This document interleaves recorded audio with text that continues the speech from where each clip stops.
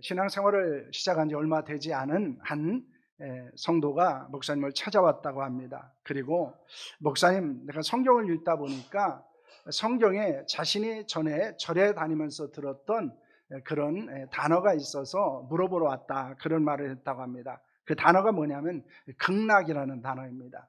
사실 극락이라고 하는 말은 기독교적인 것이라기보다는 이제 불교에서 많이 사용하고 있는 용어이기도 합니다. 그래서 이 불교에서 극락이 무엇인가 해서 사전을 찾아보니까 이런 말이 있습니다. 아미타불이 정토로 괴로움과 걱정이 없는 지극히 안락하고 자유로운 세상이며 인간 세계에서 서쪽으로 10만억 불토를 지난 곳에 있다, 이렇게 되어져 있습니다. 아무리 읽어봐도 전 뭔지 잘 모르겠더라고요. 그런데 이 극락은 이제 한마디로 말하면 이제 지옥과 반대되어지는 개념을 가지고 있는 것으로 우리가 볼 수 있습니다. 성경에 이제 극락이라는 단어가 나옵니다. 그것이 시편 43편 4절에 있는 말씀이에요. 여기 보면 이렇게 되어져 있습니다. 우리 함께 하겠습니다. 그런즉 내가 하나님의 단에 나아가서 나의 극락에 하나님께 이르리다. 하나님이여 나의 하나님이여 내가 수금으로 주를 찬양하리이다, 이렇게 말합니다. 여기서 이제 종종 그런 사람들이 있습니다.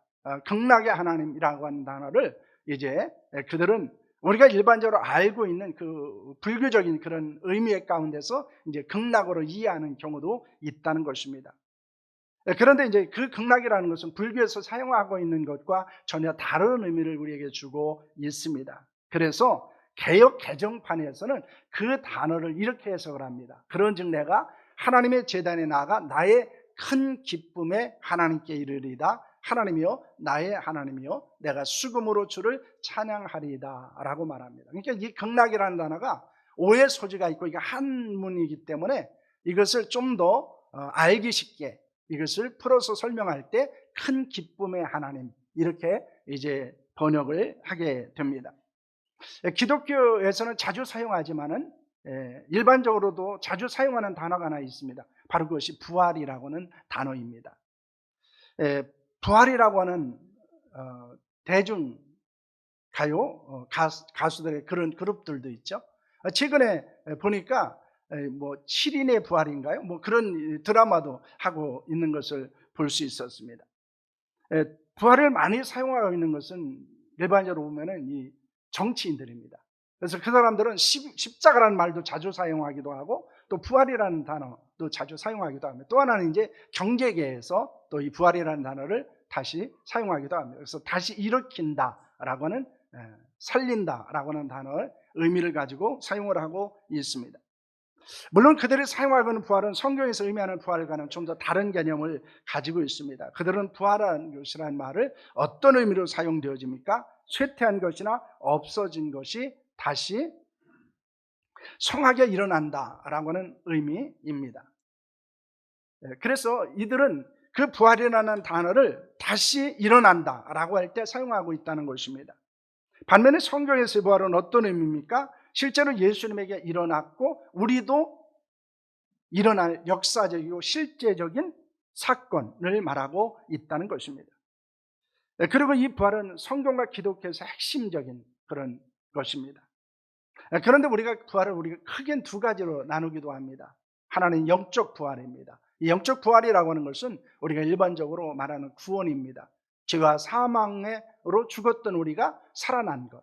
그래서 하나님을 믿을 수 있고 또 하나님의 나라에 들어갈 수 있게 된 것을 이야기하고 있습니다. 그래서 우리가 죽었던 우리가, 영적으로 죽은 우리가 살아난 것을 영적 부활이다 말하기도 합니다. 그러나 이것이 부활의 궁극적인 목적은 아닙니다. 그리고 핵심 개념은 아니라는 것입니다. 그 부활의 핵심 개념은 무엇입니까?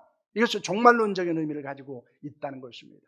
그래서 예수님께서도 나가 부활이요 생명이라고 하셨을 때 그 부활이라고 하는 것은, 그리고 예수님께서 십자가에서 죽으시고 부활하셨을 때 그 몸은 육체와 영혼이 하나가 되어진 것을 이야기합니다. 그렇게 살아난 것을 말씀하는 것입니다. 그래서 이것은 이제 종말론적인 의미를 가지고 있고, 오늘 우리가 읽었던 더 나은 부활을 사모하라라고 하는 이 말도 이 종말론적인 의미를 가지고 있습니다. 단순히 구원받는 것, 죄와 사망으로부터 우리가 살아나는 것을 말하는 것이 아니고, 더 나은 부활은 종말에 이루어질 부활에 대한 사모함을 말씀하고 있습니다. 이제 오늘 우리는 부활주의를 지키고 있습니다. 특별히 히브리서 11장을 우리가 믿음의 장이라고 말하고 있습니다. 이는 믿음에 대한 정의와 믿음으로 살았던 사람들에 관한 이야기가 있기 때문입니다. 먼저 구약 성경에서 발견한 믿음의 사람들을 소개하고 있습니다.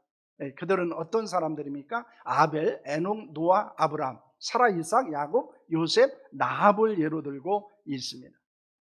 이어서 믿음의 사람들의 이름을 또다시 언급하고 있습니다. 그들은 기드온, 바락, 삼손, 입다, 다윗, 사무엘, 선지자들이라고 말합니다. 이들은 모두 다 믿음으로 살았던 하나님의 사람들입니다. 이들의 믿음에 대해서는 언급하려면 더 시간이 부족하다라고는 말을 하고 있습니다. 왜냐하면 하나님과 사람들로부터 인정받는 믿음을 가지고 있었던 자들이었기 때문입니다. 그리고 그들은 믿음으로 거룩한 역사를 경험했던 사람이었습니다. 그들은 믿음으로 승리했고 믿음으로 헌신했던 사람들이었기 때문입니다. 우리도 마찬가지입니다.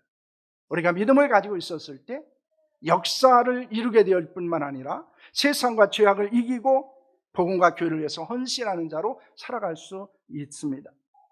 그러면 그 믿음의 사람들은 어떻게 살았는가라고 하는 것입니다. 오늘 히브리서 11장 33절 34절 말씀을 보면 이렇게 말하고 있습니다. 그들은 믿음으로 하나님의 나라들을 이기기도 하며 의를 행하기도 하며 약속을 받기도 하며 사제들의 입을 막기도 하며 불의 세력을 멸하기도 하며 칼날을 피하기도 하며 연약한 가운데서 강하게 되기도 하며 전쟁에서 용감하게 되어 이방 사람들의 진을 물리치기도 하며 라는 말씀을 하고 있습니다. 그들은 나라들을 정복했다 이렇게 말합니다. 그리고 의를 행하게 되었습니다. 그들은 계속해서 최악의 상황 가운데서 믿음의 능력, 믿음의 힘을 경험하는 삶을 살게 되었습니다. 그런데 이들이 그렇게 살아갈 수 있었던 것, 그것은 어디에 있었습니까? 믿음으로 말미암았고 그 믿음은 결국에는 이 부활에 대한 믿음과 관련되어져 있다는 것을 말씀하고 있습니다. 그래서 그들은 최악의 상황에서 믿음의 능력을 경험하는 삶을 삽니다. 그리고 극단적인 상황에서도 절망하지 않을 수 있게 되었습니다. 성도들에서 진정한 문제는 무엇일까요? 상황이나 환경이 아니라는 것입니다. 믿음의 문제라는 것을 성경은 말씀하고 있습니다. 우리는 그것을 어디에서 발견할 수 있습니까? 고린도후서 12장 9절과 10절의 말씀입니다. 우리 함께 하겠습니다. 나에게 이르기를 내 은혜가 내게 족하도다. 이는 내 능력이 약한 데서 온전하여 짐이라 하신지라. 그러므로 도리어 크게 기뻐함으로 나의 여러 약한 것들에 대하여 자랑하리니 이는 그리스도의 능력이 내게 머물게 하려 함이라. 그러므로 내가 그리스도를 위하여 약한 것들과 능력과 궁핍과 박해와 곤고를 기뻐하노니 이는 내가 약한 그때의 강함이라는 말씀을 합니다. 이 말씀의 배경은 바울이 안질과 간질으로 고통을 겪게 됩니다. 그래서 하나님 앞에 기도를 합니다. 그런데 하나님께서 주신 말씀이 내 은혜가 내게 족하도다 라고는 말씀이었습니다. 그 말씀을 듣고 그가 깨달은 것은 무엇이었습니까? 그것은 약함과 능력과 궁핍과 박해와 곤고함을 오히려 기뻐하게 되었음을 말씀하고 있습니다. 그러나 하나님의 은혜로 견디고 극복하는 삶을 살게 됩니다. 우리가 약할 때 온전한 능력과 강함을 경험할 수 있다라고 하는 것을 그는 고백하고 있는 것입니다. 여러분, 우리도 마찬가지입니다. 우리가 가장 약할 때 그리스도의 가장 큰 능력을 경험할 수 있습니다. 우리가 질병 가운데 있을 때 하나님의 치유하심을 경험할 수 있습니다. 그렇기 때문에 우리는 절박한 상황 가운데서 하나님의 은혜를 사모해야 됩니다. 그리고 하나님을 의지하는 자로 살아야 합니다. 연약함 속에서 강한 능력과 온전함을 경험하는 은혜가 우리 가운데 충만할 수 있기를 바랍니다. 우리가 고난의 골짜기가 깊을수록 하나님의 은혜의 골짜기도 깊어집니다.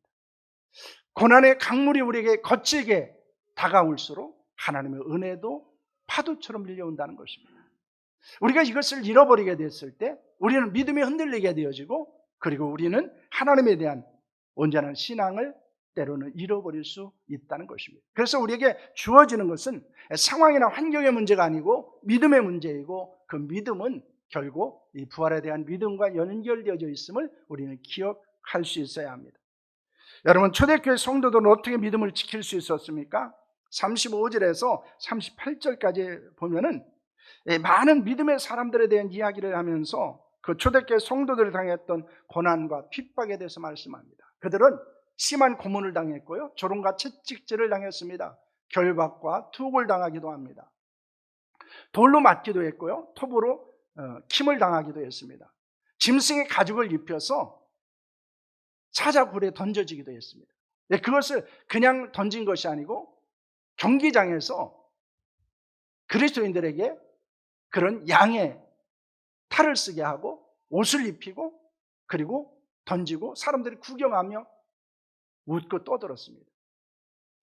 그들은 많이 방황했죠. 궁핍했습니다. 그 당시에 기독교인이 된다고 하는 것은 모든 권리를 다 잃어버린다는 것입니다. 그렇기 때문에 예수를 믿는다고 하는 것은 매우 어려운 일입니다. 환난과 핍박도 끊임없이 일어났습니다. 그들은 정상적으로 집에 살지 못했습니다. 광야에, 산에서, 동굴에서 생활하는 사람들도 있었다는 것입니다. 사실 우리는 너무나도 편안한 환경 가운데 신앙생활을 하고 있습니다. 그래도 힘들다고 그럽니다. 그러나 그 당시에 예수 믿는다고 하는 것은 우리가 상상할 수 없을 정도로 고통스러운 것이었습니다.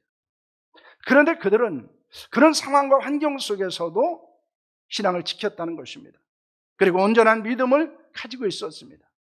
인간적인 수치와 모욕과 고통을 당했지만은 그들은 넉넉히 이기는 자로 살아갈 수 있었습니다. 히브리서는 AD 60년대 후반에 기록된 것으로 볼 수 있습니다. 초대교회는 10개의 박해가 있었는데요, 그 중에서 히브리서에 언급되어진 박해는 AD 64년에 이루어진 로마의 네로에 의해서 행해진 박해로 보고 있습니다. 기독교인들은 로마 황제 숭배를 거부하게 됩니다. 그러자 로마에 화재가 일어났는데 그것이 기독교인들의 행위로 이 네로는 책임을 묻게 됩니다. 그래서 기독교인들을 잡아서 짐승의 가죽을 입히고 굶주린 사자에게 던져 먹게 합니다. 끓는 기름가마에 던져서 죽이기도 했습니다. 네로 박해로 해서 순교한 사람은 우리가 잘 알고 있는 베드로와 바울이었습니다. 특히 베드로는 거꾸로 십자가에 못 박혀 죽었다고 말하고 있습니다. 그럼에도 그들은 신앙을 포기하지 않습니다. 순전한 믿음을 지키게 됩니다. 그런데 그것은 무엇에 대한 믿음이 있었기 때문이라고 말합니까? 35절 말씀을 보시길 바랍니다. 함께합니다. 여자들은 자기의 죽은 자들의 부활로 말미암아 받아들이기도 하며 또 어떤 이들은 더 좋은 부활을 얻고자 하여 심한 고문을 받되 구차히 풀려나기를 원하지 아니하였으며 라는 말씀을 합니다. 그 당시 믿음의 사람들은 죽음을 두려워하지 않았습니다. 왜냐하면 죽은 자의 부활을 믿었기 때문입니다. 그리고 그들은 그리스도와 복음을 위해서 죽은 자에게 있는 더 좋은 부활을 믿고 있었기 때문입니다.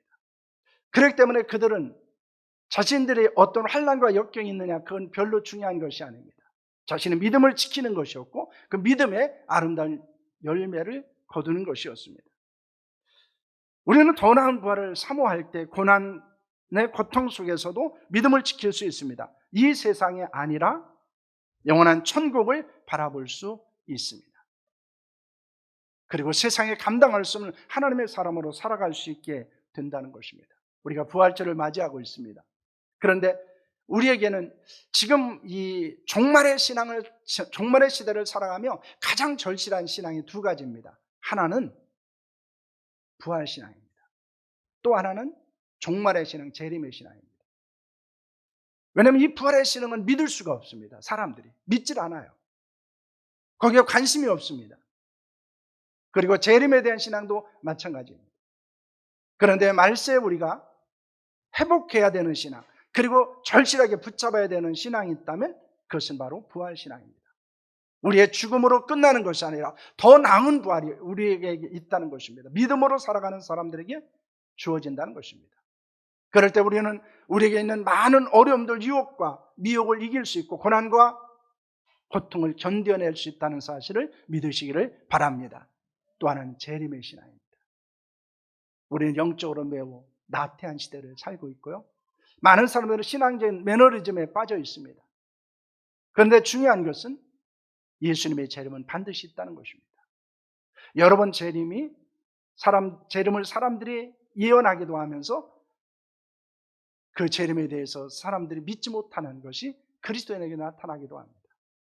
그런데 중요한 것은 재림은 반드시 있습니다. 예수님은 반드시 다시 오실 것입니다. 그리고 믿음으로 사는 우리를 하나님은 영화롭게 하실 것입니다. 그리고 우리에게 영원한 더 나은 부활을 허락해 주실 줄로 믿습니다.